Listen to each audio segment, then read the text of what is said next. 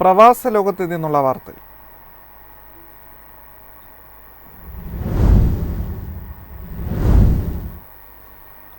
America കടുത്ത സാമ്പത്തിക തകർച്ചയിലേക്ക്. Congress budget ഓഫീസിന്റെ പ്രവചനങ്ങളിൽ സാമ്പത്തിക തകർച്ചയുടെ സൂചനകൾ ഉള്ളതായി റിപ്പോർട്ട്. കമ്മിച്ചെലവ് മുമ്പത്തേക്കാളും നിയന്ത്രണാതീതമാണെന്ന് കോൺഗ്രസ് ബജറ്റ് ഓഫീസ് വിശദീകരിക്കുന്നു. ഫെഡറൽ ഗവൺമെന്റ് നിലവിൽ ഏകദേശം $7 ട്രില്യൺ ചെലവഴിക്കുകയും പ്രതിവർഷം $5 ട്രില്യൺ നികുതി മാത്രം ശേഖരിക്കുകയും ചെയ്യുന്നു. തത്ഫലമായി ഉണ്ടാകുന്ന കമ്മി മൊത്ത ആഭ്യന്തര ഉൽപാദനത്തിന്റെ 6% കൂടുതലാണ്. ഇത് സമ്പദ് വ്യവസ്ഥയ്ക്ക് തിരിച്ചടിയാണ്. പൊതുകടം വാങ്ങൽ പതിറ്റാണ്ടുകളായി ഈ ഉയർന്ന നിലയിലോ അതിലധികമോ ആയി തുടരുമെന്ന് കോൺഗ്രസ് ബജറ്റ് ഓഫീസ് പ്രതീക്ഷിക്കുന്നു.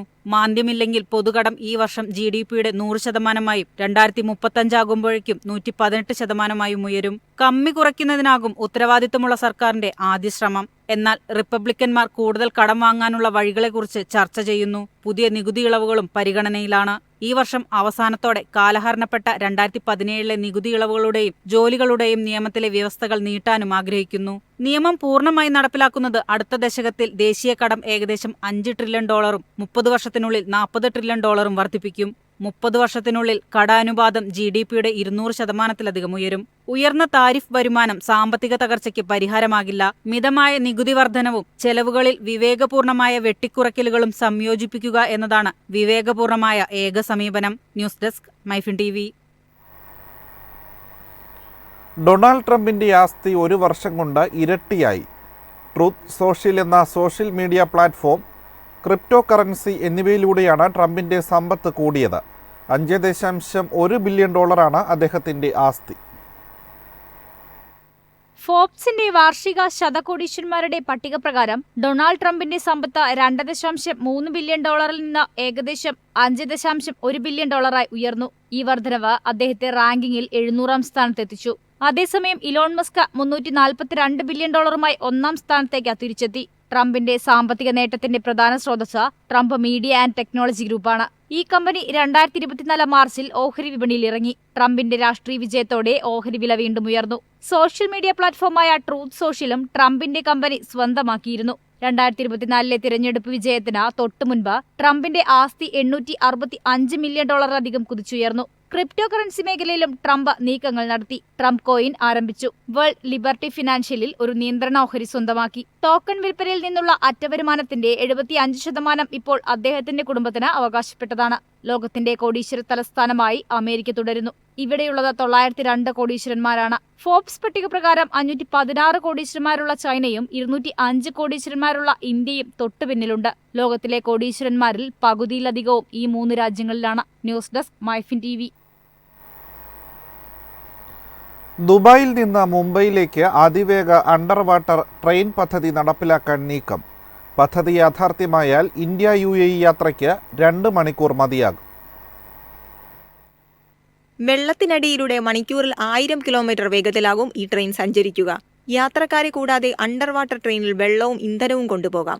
UAE നാഷണൽ അഡ്വൈസർ ബ്യൂറോ ലിമിറ്റഡാണ് പദ്ധതി ആവിഷ്കരിച്ചത്. ഇരു രാജ്യങ്ങളും തമ്മിലുള്ള ബന്ധം കൂടുതൽ ദൃഢമാക്കുന്നതായിരിക്കും പദ്ധതി. UAEയിൽ നിന്ന് ഇന്ത്യയിലേക്ക് എണ്ണ എത്തിക്കാനും ഇന്ത്യയിൽ നിന്ന് UAEയിലേക്ക് ശുദ്ധജലം അയക്കാനും പദ്ധതി വഴി കഴിയും. യാത്രക്കാർക്ക് ആഴക്കടൽ കാഴ്ചകൾ ആസ്വദിക്കാവുന്ന തരത്തിലാണ് പദ്ധതി ആസൂത്രണം ചെയ്തിരിക്കുന്നത്. ഇരു രാജ്യങ്ങളുടെയും അനുമതി ലഭിച്ചാൽ നിർമ്മാണം പൂർത്തിയാക്കി 2030 സർവീസ് ആരംഭിക്കാനാണ് ശ്രമം. News desk MyFin TV. വെള്ളിയാഴ്ച മുതൽ ദുബായിലെ പാർക്കിംഗ് നിരക്കിൽ മാറ്റം. ഡ്രൈവർമാർ ജാഗ്രത പുലർത്തണമെന്ന മുന്നറിയിപ്പ്.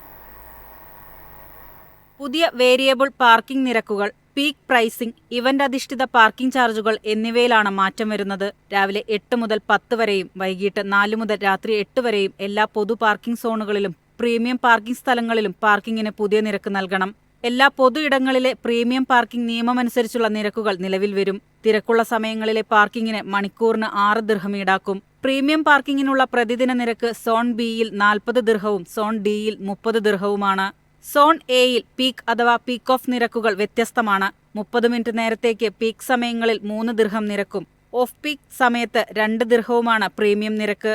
60 മിനിറ്റിന് പീക്ക് സമയങ്ങളിൽ 6 ദിർഹവും ഓഫ് പീക്ക് സമയത്ത് 4 ദിർഹവുമായിരിക്കും. 2 മണിക്കൂറിന് പീക്ക് സമയങ്ങളിൽ 12 ദിർഹവും ഓഫ് പീക്ക് സമയത്ത് 8 ദിർഹവുമാണ് നിരക്ക്.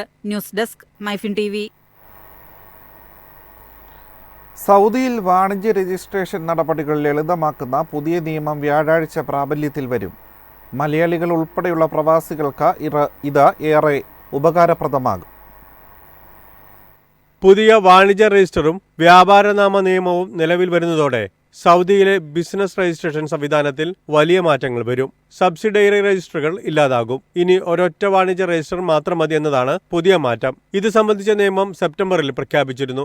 രാജ്യത്തെ എല്ലാ പ്രദേശങ്ങളിലേക്കും ഒരൊറ്റ വാണിജ്യ രജിസ്ട്രേഷൻ മതിയാകും. പുതിയ കൊമേഴ്സ്യൽ രജിസ്റ്റർ നിയമം അനുസരിച്ച് വാണിജ്യ രജിസ്റ്ററിന്റെ കാലാഹരണ തീയതി റദ്ദാക്കിയിട്ടുണ്ട്. ഇനി വാർഷിക ഡാറ്റ സ്ഥിരീകരണം മാത്രം മതിയാകും. ഇംഗ്ലീഷിലുള്ള വ്യാപാരനാമങ്ങളും റിസർവേഷനും രജിസ്ട്രേഷനും പുതിയ നിയമത്തിൽ അനുവദിക്കുന്നുണ്ട്. നേരത്തെ അറബിക് പേരുകൾക്ക് മാത്രമാണ് അനുമതി ഉണ്ടായിരുന്നത്. ബിസിനസ് പ്രവർത്തനങ്ങൾ കൂടുതൽ കാര്യക്ഷമമാക്കാനാണ് നീക്കം. News desk, MyFin TV.